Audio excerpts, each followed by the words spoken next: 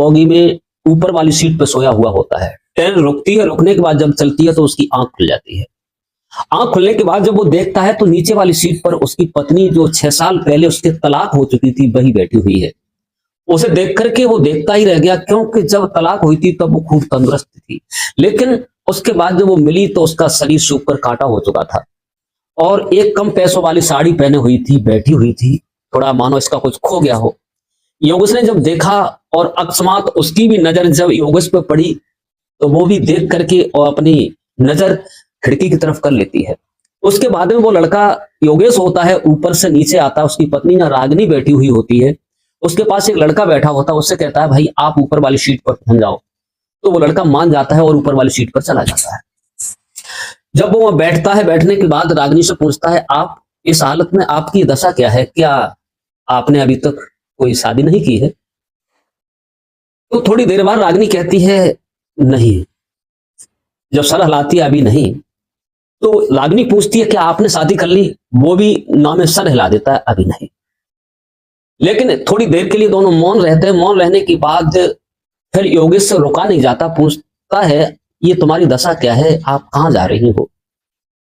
तो रागिनी कहती है कि बड़ा भाई रहता है, माँ की तबीयत कुछ ज्यादा खराब है, मैं कानपुर माँ की देख रेख के लिए और माँ को देखने के लिए जा रही हूं।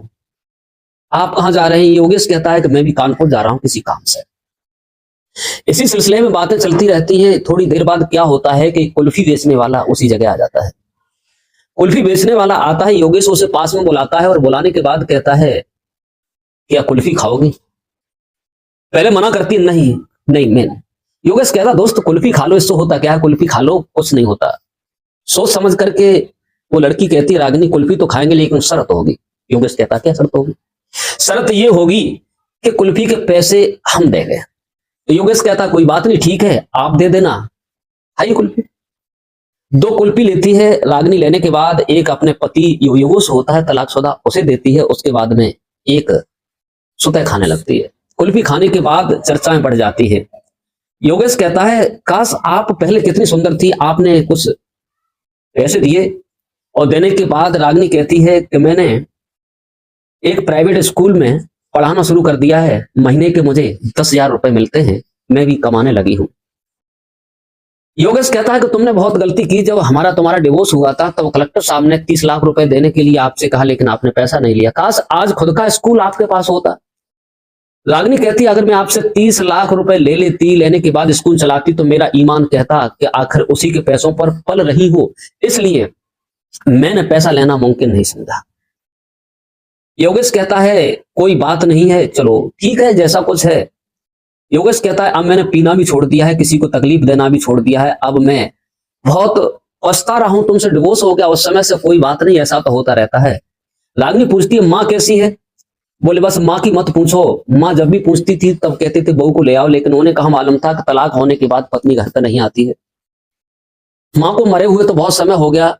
रागिनी कहती मैं जब आई थी तो माँ को तो मैंने भला चंगा छोड़ा था, ठीक छोड़ा था, क्या हुआ? बोले तुम्हारी चिंता में माँ गुजर गई, अब मैं भी अकेला हूं, अपना करता हूं और खाता हूं, अपनी जिंदगी गुजार रहा हूं। तो रागिनी थोड़ी देर के लिए कुछ नहीं कहती है, लेकिन अंत में योगेश कहता है कि आप क्या करती हो? कुछ करना? बोले कुछ नहीं, बस कॉलेज में पढ़ाई करते हैं, इसी से अपना गुजारा करते हैं। बोले हमसे बहुत भूल हुई जो हमने आपको बहुत ज्यादा समझ नहीं पाया और आपकी हर समस्या का समाधान मैंने दूसरी तरफ निकाला, इसलिए इतनी दूरियां बढ़ गई। मैं अब बहुत तुम्हारी जैसी पत्नी को पाकर के कोई मूर्ख ठुकराएगा नहीं, जो हुआ वो हो गया।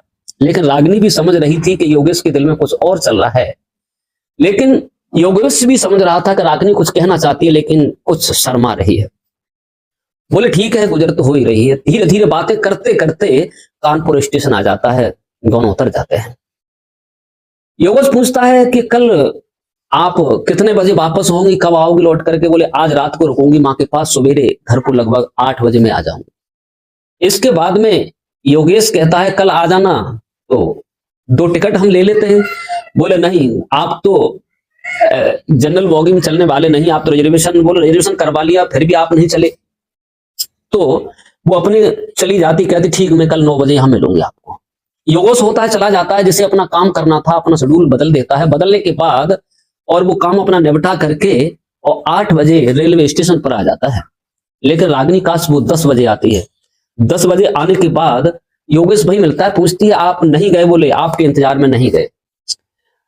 ट्रेन को आने में लगभग आधा घंटा बाकी था। योगेश ने 2 टिकट लिए हुए थे, कहा बस मना मत करना, मैंने 2 टिकट खरीदे हैं और आप ज्यादा शर्मिंदा मत करना। आओ कुल्फी खाते हैं, आपकी हर कमजोरी कुल्फी खाना था। कुल्फी लेते हैं, दोनों खाते हैं। उसके बाद ट्रेन आ जाती है। जब ट्रेन आती है, ट्रेन के बाद में दोनों बैठ जाते हैं। बैठने के बाद अपनी बातें करते हैं। योगेश पूछता है तुम्हारी माँ ठीक है? बोले हाँ माँ तो ठीक है, तबीयत में सुधार है, अब माँ भली चंगी है, अब हम अपने घर पे जा रहे हैं। ऐसी बातें करते हुए योगेश कहता है कि अब ठीक ठाक चल रहा है समय, मैंने भी पीना भी छोड़ दिया है, अब मैं किसी को परेशान करना नहीं चाहता। रागिनी कहती अगर आप पहले नहीं पीते तो ये समस्याएं 5 साल में आपके साथ रही और ये समस्या सामने नहीं आती।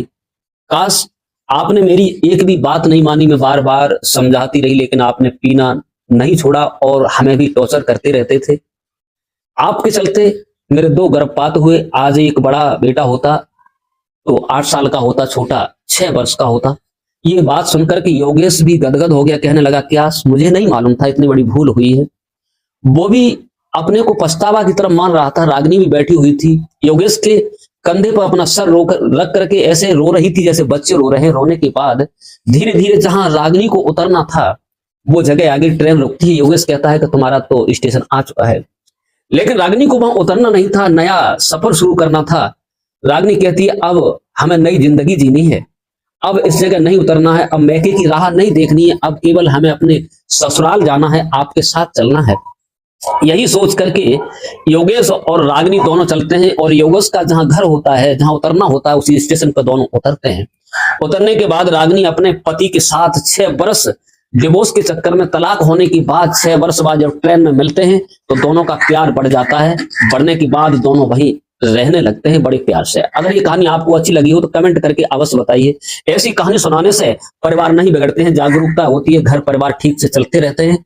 और इस प्रकार इस कहानी को सुना करके आप लोगों को परेशान करना नहीं, आप लोगों को टॉर्चर करना नहीं, केवल आप लोगों को सचेत और जागरूक करना मेरा मतलब है। बने रहिए।